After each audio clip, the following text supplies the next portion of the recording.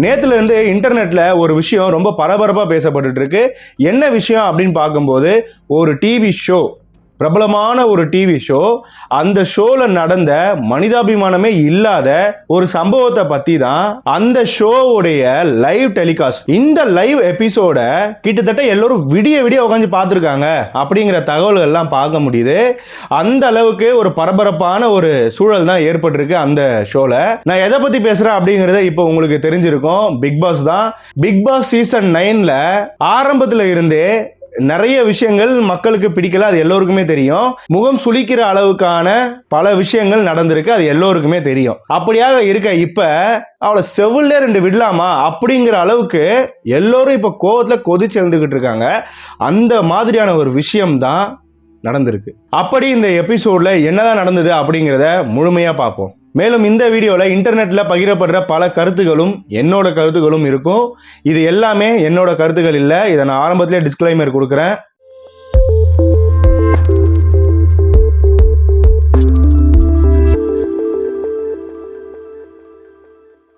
First of all, இந்த big pass ஷோவோட லைவ்ல நேத்தைக்கு என்ன நடந்தது அப்படிங்கிறத கிளியரா சொல்லிடுறேன். இன்னைக்கு இந்த மாதிரியான ஷோவை பற்றிலாம் நான் பேசுனது கிடையாது. ஆனால் நான் இறங்கி பேசுகிறேன் அப்படின்னா அந்த அளவுக்கான ஒரு கிரைம் அங்கே நடந்திருக்கு.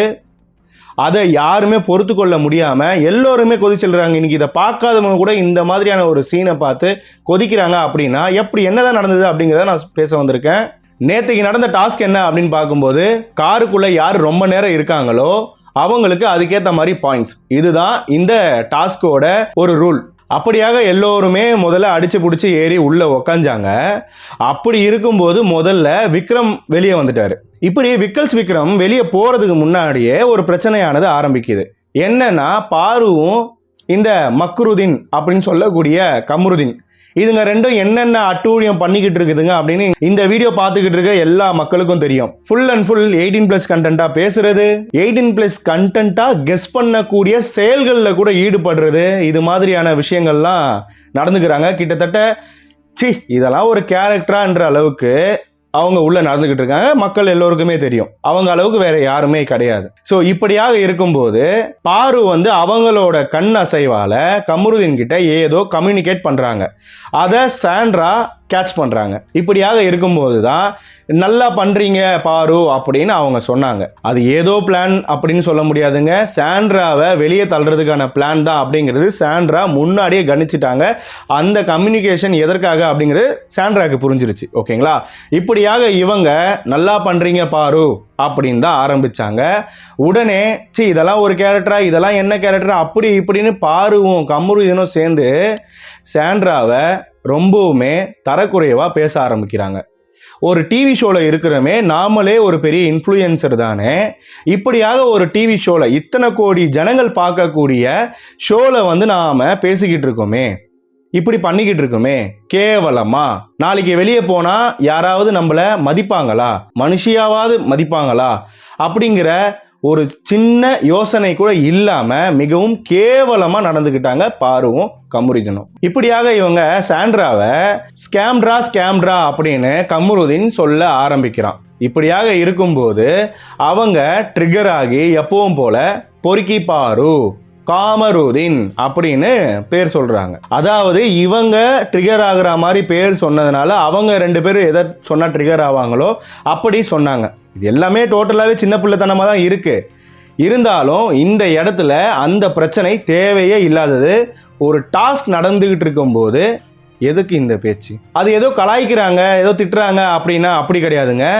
ரொம்ப வன்மத்தையே கக்குற அளவுக்கு தான் பேசியிருந்தாங்க. ஏன் அந்த அளவுக்கு பேசணும் அப்படிங்கிறத சிறிதளவும் யோசிக்கல. அவங்களுக்கு அவங்க பண்ண தப்ப சாண்ட்ரா வெளியே சொல்லிட்டாங்க. இப்படியாக காமருதீன் அப்படின்னு சாண்ட்ரா சொன்ன உடனே இவரு தான் ரொம்ப நல்லவராச்சே, உள்ள 18+ கண்டென்ட்டா ஒரு வார்த்தை கூட விட்டவர் கிடையாது. அதனால இவருக்கு கோபம் வந்துருச்சு, பொங்கி எழுந்துட்டாரு. ஆனா பொங்கி எழுந்து அவன் விட்ட வார்த்தை, ஏன் இதெல்லாம் பண்ணாம தான் நீங்க 2 குழந்தை பெத்துக்கிட்டீங்களா அப்படிங்கிற மாதிரியான கேவலமான ஒரு வார்த்தை, உச்சக்கட்ட வார்த்தையை விட்டுருக்கான். இந்த வார்த்தையை விட்டவனே அங்க இருக்கக்கூடிய எல்லோருமே பொங்கி எழுந்துட்டாங்க. விட்டுருந்தா 2 பேரையுமே அடிச்சு துவம்சம் பண்ணியிருப்பாங்க போல. அந்த அளவுக்கு எல்லோருமே பொங்கி எழுந்துட்டாங்க. ஈவன் அடிச்சுக்கிற அளவுக்கு சண்டை கூட வந்தது. விக்கல்ஸ் விக்ரம் ரொம்ப டென்ஷன் ஆனாரு, சபரி டென்ஷன் ஆனாரு. இதோட கம்ருதீன் நிப்பாட்டாம போடி வாடிங்கிறது, அவங்கள தரைகுறவா பேசுறது. சரி, ஒரு ஷோ, ஒரு game, what ever it is, உனக்கு என்ன வன்மமாக இருந்தாலும் இத்தனை கோடி மக்கள் பார்க்குறாங்கன்றப்ப ஒரு பெண்ணை நாம் இப்படி பேசுகிறோம் அப்படின்னும் போது இவனுக்கு கொஞ்சமாவது அறிவு வேலை செய்யணுமா இல்லையா? உன்னோட தாய், தங்கச்சி, அக்கா வேற எவனா பேசினா கம்னு இருப்பியா? இருக்க மாட்டல. அதே தானே எல்லோருக்கும் இருக்கும். எல்லோருமே மனிதர்கள் தானே, எல்லோருமே மனித அடிப்படையிலேயாவது மதிக்கணும்ல. சரி, பேசிட்டான். இதையும் தாண்டி இன்னொரு வார்த்தை, செருப்பால் அடிப்பேன், சி என்ன கேரக்டர் இது. இப்படியாக தரக்குறைவா பேசிக்கிட்டு இருக்கும் போதே சபரி கம்ருதீனை ரொம்ப நேரமா சொல்லிக்கிட்டே இருக்காரு. என்னடா வயசுங்கிற, அப்புறம் வாடி போடிங்கிற, மரியாதைலாம் பேசுற, கம்முன்னு இரு, சைலண்டா இருன்னு ரொம்பவுமே சபரி கண்ட்ரோல் பண்ணாலும் இந்த விஷக்கொட்டு பாரு அவ்வளோ கம்ருதீனை ட்ரிகர் பண்ணிக்கிட்டே இருக்காங்க. ஒரு பாயிண்டாக கம்ருதீனுக்கு எடுத்து கொடுத்துக்கிட்டே இருக்காங்க. ரெண்டு பேருமே சாண்ட்ராவை பயங்கரமாக பேசி தள்ளிட்டாங்க.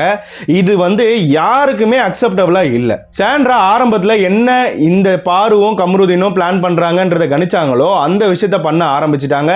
பாரு அந்த காரோட டோரை ஓப்பன் பண்ணி தள்ளுறதுக்கு ட்ரை பண்ணுறாங்க. யாரை? சாண்ட்ராவை. அப்படி அவங்க தள்ள ட்ரை பண்ணும்போது தான் திவ்யாவும் பின்னாடி உட்காந்துட்டு அவங்களுமே கத்திக்கிட்டு இருக்காங்க. அவங்க டோரை திறக்க விடாமல் பிடிச்சிருக்காங்க. அப்படியாக பிடிச்சிருக்க முதல்ல பாரு வெளியே கைவிட்டு அந்த லாக்கை ஓபன் பண்ண பார்க்குறாங்க. ஆனால் முடியலை. இதுக்கு அடுத்து தான் சாரு கம்ருதீன் வரான். அவன் வெளியே கையை விட்டு டோரை திறந்துட்டான். அப்படி இருக்கும் போதுமே சபரி அந்த டோரை க்ளோஸ் பண்ணிட்டார். அப்படி க்ளோஸ் பண்ண போதிலும் தள்ளி விட்டுருக்காங்க. எப்படி தெரியுமா? இந்த கம்ருதீன் காலை எட்டி மிதிச்சு சாண்ட்ராவை தள்ளியிருக்காங்க கீழே. அவங்க விழுந்த அந்த சம்பவத்தை பார்க்கும்போது தலை அடிச்சு பவுன்ஸ் ஆகுது. இதுல அவங்களுக்கு ஃபிக்ஸுமே வந்துருச்சு. இதனால அங்க இருக்கிற எல்லோருமே டென்ஷன் ஆனாங்க. சபரி, இந்த வினோத் இவங்கெல்லாம் நம்மளோட கேம் போகுதுன்றத கூட மதிக்கல. எழுந்து உடனே வெளியே வந்தாங்க. அவங்களுக்காவது இருக்கிற மனிதாபிமானம் இவங்க இரண்டு பேருக்குமே சுத்தமா கிடையாது. சச்ச புல்ஷிட் அப்படின்னு தான் நான் சொல்லணும். மனிதாபிமானம் அப்படிங்கிறது கொஞ்சம் கூட இல்லாம மறுபடியும் சாண்ட்ராவை நடிக்கிறாங்க அப்படின்னு சொன்னாங்க பாருங்க. You are the best members deserve red card. Sandra கீழே விழுந்துட்டாங்க. அப்ப அந்த டோர்ல சாண்ட்ராவோட தைஸ் இடிக்குது. ஆனாலுமே அந்த டோரை இழுத்து மூடுறதுல பாரு அவ்வளோ ஒரு வேகத்துல இருக்காங்க. கீழே தள்ளி விட்டதே ஒரு தவறான விஷயம். ஐயோ விழுந்துட்டாங்களே, சரி ஏதோ நம்ம பண்ணோம், அது இப்படி ஆயிடுச்சு, நாம கண்டிப்பா அந்த இடத்துல இறங்கி அவங்களை காப்பாத்துறோமே இல்லாம சிறிதளவு கூட மனிதாபிமானம் இல்லாம அந்த டோரை இழுக்கிறாங்க. என்ன அவ்வளவு வன்மம்? சபரியுமே திட்டி இருந்தாரு, நீ தள்ளிட்ட, இதுக்கப்புறம் நீ ஏன் அந்த டோரை இவ்வளவு வேகமா மூடுற அப்படின்னு ரொம்பவுமே திட்டி விட்டாரு. இதுக்கப்புறம் தான் திவ்யா அவங்க ஃபயர் மோட், அல்டிமேட் ஃபயர் மோடுக்கே போயிட்டாங்க. அந்த அளவுக்கு செம்ம டென்ஷன் ஆகிட்டாங்க. ரொம்பவுமே கத்துனாங்க. இதை அடுத்து விக்கல்ஸ் விக்ரம், சபரி, வினோத் இவங்கெல்லாம் வெளியே வந்துட்டாங்க. ஆல்ரெடி சொல்லியிருந்தேன். பின் சாண்ட்ராவை அவங்க தான் எடுத்துட்டு போயிட்டு உள்ள லிவிங் ஏரியாவில் வைக்கிறாங்க. டாக்டர்ஸ் வந்ததுக்கு அப்புறமா ஸ்டோர் ரூமுக்கு கொண்டு போறாங்க. இப்படியாக தூக்கிட்டு போய் வச்சதுக்கு அப்புறமா இவங்க மறுபடியும் வராங்க. இதை அடுத்து பிக் பாஸ் காருக்குள்ள இருக்கிறவங்க காருக்குள்ள இருக்கட்டும், லிவிங் ஏரியாவில் இருக்கிறவங்க லிவிங் ஏரியால இருங்க அப்படின்னு சொல்லியிருந்தார். ஓகே, இப்படியாக சொல்லியிருந்த போது சபரி அங்க வந்து இது போல சாண்ட்ராக்கு ஓகேவா இருக்கு அப்படின்னு சொல்லியிருக்காங்க. இவங்க என்னன்னா கார்கிட்ட போகக்கூடாது போல அப்படிங்கிற ரீசனால அங்க இருந்திருக்காங்க. இப்படி இருக்கும்போது சபரி இப்படி சொன்னாரா? அதுக்கு கம்ருதீன் சொல்றான், படத்துல வர மாதிரி ஏதாவது ஒன்று சொல்லிக்கிட்டு இருக்காரா, நீ போடா அப்படின்னு. எவ்வளோ வன்மம்! மனிதாபிமானன்றதே சுத்தமாக செத்து போச்சு, அழிஞ்சு போச்சு அப்படிங்கிறது இந்த ரெண்டு பேருக்கும் இப்போ நல்லாவே தெரியுதுங்க. இவங்களை லிவிங் ரூம்லேயே இருக்க சொன்னதுனால கார்கிட்ட வரக்கூடாதுல்ல, அதுக்காக மச்சான் நீ சொல்ல கேட்கலடான்னு கம்ருதீன் நக்கல் பண்ணியிருக்கான். அப்போ விக்கல்ஸ் விக்ரம் ரொம்பவுமே டென்ஷன் ஆகிட்டார். இதுக்கப்புறம் உள்ளே போயிட்டாங்க. உள்ளே போனதுக்கு அப்புறமா பிக் பாஸோட குரல் கேட்குது. என்ன சொல்கிறாருன்னா, வினோத், சபரி, விக்ரம் 3 பேரும் நீங்கள் எங்கே வேணா போகலாம் அப்படின்னு ஒரு விஷயத்த சொல்றாரு. உடனே ஃபயர் மோடு தான் 3 பேருமே. அங்கிருந்து நேராக காருக்கு வராங்க. கம்ருதீனுக்கு ஒண்ணுமே புரியல. இங்க உக்காண்டிருக்கும் போது பயங்கரமா வாய் விட்டுட்டு இருந்தாரு. இந்த வீட்டில் வளர்க்கக்கூடிய நாய்கள்லாம் நம்ம பார்த்துருப்போம். கேட்டுக்கு அண்ணாண்ட போய் பார்த்தீங்கன்னா பயங்கரமா குலைச்சிட்டு இருக்கோம். அதை கேட்டை திறந்து உள்ள போனோம்னு வச்சுக்கோங்களேன், சைலண்டா போயிடும். கிட்டத்தட்ட அந்த மாதிரியான ஒரு சினாரியோ தாங்க பார்த்தேன். அப்படி விக்கல்ஸ் விக்ரம் கிட்ட வந்து, வா இப்போ வா, வெளியே வா, இப்போ வா பேசுவோம்னு சொல்லிட்டு டோரையே ஓபன் பண்ணிட்டாங்க. கம்ருதீன் அடி வாங்கியிருக்க வேண்டியது தப்பிச்சிட்டான். இதை அடுத்து தான் விக்ரம் விட்ட ஒரு வார்த்தை, அந்த வார்த்தை சொல்லும்போது ஆமாண்டா சொல்லுவேன் சொல்லிட்டு அந்த வார்த்தையை திருப்பி சொல்லிட்டு 9 வாட்டி சொல்லுவேன்டா அப்படின்னு விக்ரம் சொன்னாரு. அவரை கண்ட்ரோல் பண்ணாங்க. வினோத் அப்பவுமே சொன்னாரு, நீ இந்த பொண்ணோட பேச்சை கேட்டு தான் இந்த அளவுக்கு நீங்க கெட்ட பேர் வாங்குற அப்படிங்கறதும் வினோத் அப்பவே சொல்றாரு. கமருதீன் வினோத் நமக்கு தான் சப்போர்ட் பண்ணுவாரு அப்படின்ட்டு, மச்சான் என்ன இந்த வார்த்தை சொல்லிட்டான்டா அப்படி இப்படின்னோடனே, ஆமாடா நீ இந்த மாதிரி இந்த பொண்ணு பேச்சை கேட்டுதான் நீ தேவையில்லாம கெட்ட பேர் வாங்கிக்கிற, இப்படிதான் எல்லாருமே பேசுவாங்க அப்படின்னு அந்த டைம்லயுமே வினோத் டபக்குன்னு காலை வாரிட்டாரு. கமருதீனுக்கு என்ன பண்றதுன்னே தெரியல.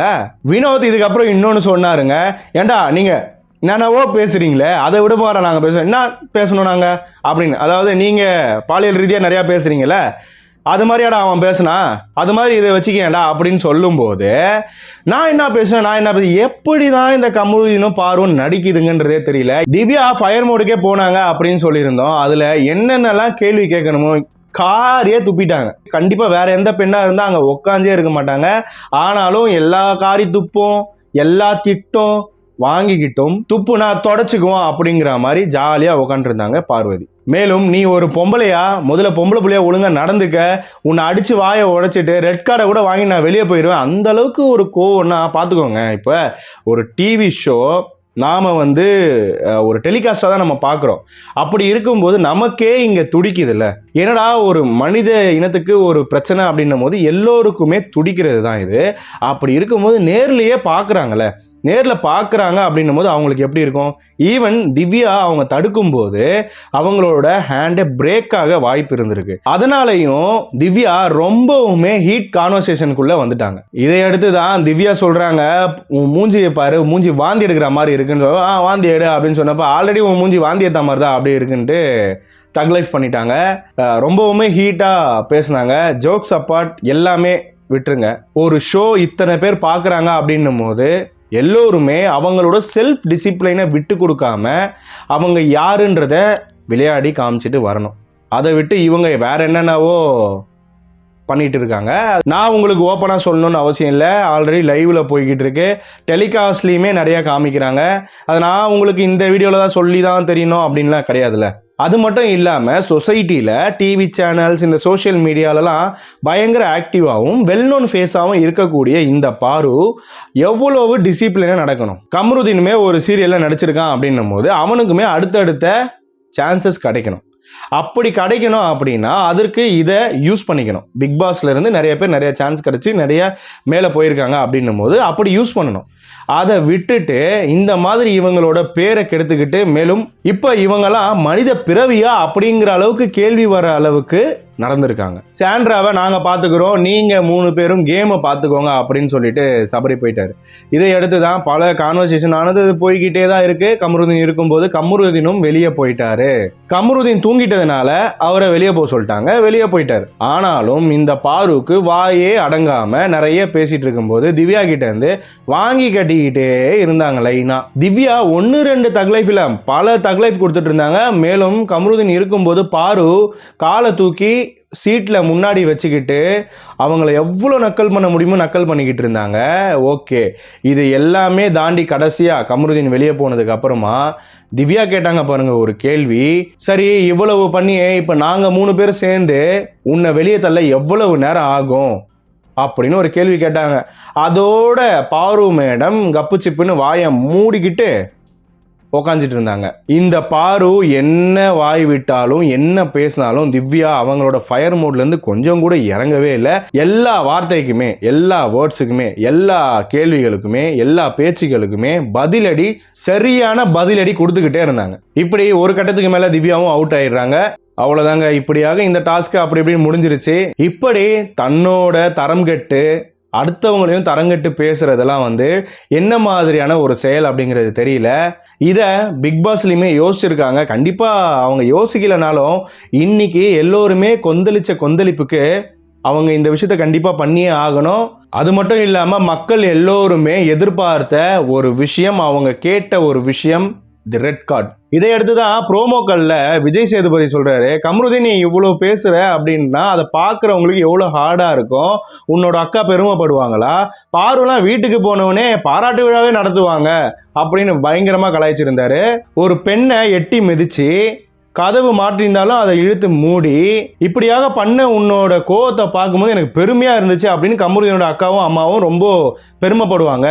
உங்கள் 2 பேருக்கும் ரெட் கார்டு அப்படின்னு ரெட் கார்டை காமிக்கிறாரு. ஈவன் அங்கே இருக்கிற ஆடியன்ஸ், அதாவது லைவாக இருக்கக்கூடிய ஆடியன்ஸ், அவங்க எல்லோருமே ஒரு பயங்கர ஒரு கொண்டாட்டமாக கொண்டாடுறாங்க. சாண்ட்ரா அழுகவே ஆரம்பிச்சிட்டாங்க. இதை அடுத்து திவ்யா மறுபடியும் பார்வை கிளிக்க ஆரம்பிச்சிட்டாங்க. இதெல்லாம் ப்ரோமோல இருந்த சின்ன சின்ன விஷயங்கள் தான். இப்படி கிளிக்க ஆரம்பிச்சதுக்கு அப்புறமா கம்ருதீன் சாண்ட்ராவோட காலில் விழுந்த ஒரு சீனுமே பார்க்க முடிஞ்சுது. ஒருத்தரை அசிங்கப்படுத்துறேன், தரங்கெட்டு நடத்துறேன், தரங்கெட்டு பேசுறேன் அப்படின்னு இன்னைக்கு யார் அசிங்கப்பட்டது யார் தரங்கெட்டது அப்படிங்கிறத நல்லா நோட் பண்ணிக்கோங்க. நான் மறுபடியும் ஒரு விஷயம் சொல்றேன். இவங்கெல்லாம் டிவி மீடியா இல்லை, சோசியல் மீடியா இல்லை, இந்த மாதிரி பிளாட்ஃபார்ம்ஸ் எதுலேயுமே வரவே கூடாது. அந்த அளவுக்கு இவங்கள டீடைன் பண்ணணும். அப்படியான ஒரு கேவலமான விஷயங்கள் தான் இவங்க பண்ணுதாங்க. நம்ம எல்லோருக்குமே தெரியும். இது யாருமே அக்செப்ட் பண்ண முடியாதுன்னு சொல்லவே முடியாது. ஆனால் அவங்களோட பிஆர் டீம் முட்டு கொடுப்பாங்க. அவங்க கிட்ட காசு வாங்குறாங்க அப்படின்னப்ப கண்டிப்பாக அவங்க முட்டு கொடுத்து தான் ஆகணும். அது ஒன்றுமே பண்ண முடியாது. ஆனால் இதெல்லாம் சோஷியல் மீடியாவில் வலம் வரக்கூடிய கருத்து. அதில் என்னோட கருத்துக்களும் இருக்குது. இதுதான் நான் சொல்ல வரேன். ஒரு சாதாரணமான ஒரு நேயராக நான் என்னோட கருத்துக்களை தெரிவிச்சிருக்கேன். அது மட்டும் இல்லாமல் கமருதீன் நல்ல வேலை ரெட் கார்டு கொடுத்து வெளியே எவிக்ட் பண்ணிட்டாங்க. இல்லைனா பிரஜன் ஆல்ரெடி சொல்லியிருந்தாரு வெளியே பேட்டியில், நான் செலிப்ரேஷன் ரவுண்டில் உள்ளே போகும்போது கமருதீன் இருந்தால் அது அவனுக்கு பேட் டைம், அப்படி இல்லைனா அது குட் டைம் அப்படின்னு சொல்லியிருந்தாரு. இது எப்படிங்க வார்னிங்காக எடுத்துக்கலாமா அப்படின்னு அந்த பத்திரிகை நெறியாளர் கேட்கும்போது, ஆமாம் இது கண்டிப்பாக வார்னிங்காகவும் எடுத்துக்கலாம் அப்படின்றத சொல்லியிருந்தார். கண்டிப்பாக உள்ளே வந்திருந்தா ஒரு தீபாவளி தான் நடந்திருக்கும். விஜய் டிவி இந்த அளவுக்கு ஏற்கனவே இந்த ஷோவை காரி துப்பிட்டு இருக்காங்க. அப்போ இன்னும் அந்த அளவுக்கு பிரச்சனைகள் நடந்ததுன்னா கண்டிப்பாக இது கேஸு கோர்ட்டுன்னு வேற மாதிரி போயிடும். வேண்டாம் அப்படிங்கிற ஒரு எண்ணத்துக்கு வந்திருக்காங்க. ஒரு ஐடியா அவங்களுக்குமே புரிஞ்சிருக்கு. அந்த ரீசன்னால கண்ணை மூடிக்கிட்டு எவிக்ட் பண்ணிட்டாங்க. அது மட்டும் இல்லாமல் இவங்க எலிமினேஷன் ஆயிருந்தா கண்டிப்பாக யாருமே சந்தோஷப்பட்டிருக்க மாட்டாங்க. ரெட் கார்டு கொடுத்தாங்க பார்த்தீங்களா, இருக்கிறதே மிகப்பெரிய கேவலம். இப்படி பேசுனதுனால ரெட் கார்டு அப்படிங்கிற ஒரு பெயர் வந்துருச்சுல்ல, இதை யாராலுமே மாற்ற முடியாதுல்ல. இந்த ரெட் கார்டுன்றது அவங்க பேசுனதுக்காக மட்டும் இல்லை, உள்ள அவங்க பண்ண சில அட்டூழியங்களுக்காகவும் சேர்த்து தான். வெளியே வந்து பண்ண வேண்டியதெல்லாம் உள்ளுக்குள்ளேயே என்னென்னலாம் பண்ணிட்டு இருந்தாங்க. நான் அதெல்லாம் சொல்லணும் விரும்பலை. பட் சாண்ட்ரான்றதுனால நான் பேச வரல. அந்த இடத்துல ஒரு அநீதி, அது மிகவுமே தவறு. ஒரு மனிதனுக்கு சக மனிதன் இழைக்கக்கூடிய ஒரு அநீதியை தப்பு அப்படிங்கிறத நான் சொல்ல வரேன். அவங்க சாண்ட்ரா அவங்க இதுக்கு முன்னாடி என்ன பண்ணாங்க, ஷோரா அதெல்லாம் எனக்கு தேவையே கிடையாது. ஆனால் இந்த அளவுக்கு கீழ்த்தனமாக அவங்க இறங்கி எதுவுமே பண்ணல, யாரையுமே ஆம் பண்ணல. இந்த முட்டாள்கள் 2 பேருமே கையெழுத்து போட்டு தானே உள்ளே வந்திருக்காங்க, எப்படிலாம் இருக்கணும் என்னெல்லாம் இருக்கணும் அப்படிங்கிறத.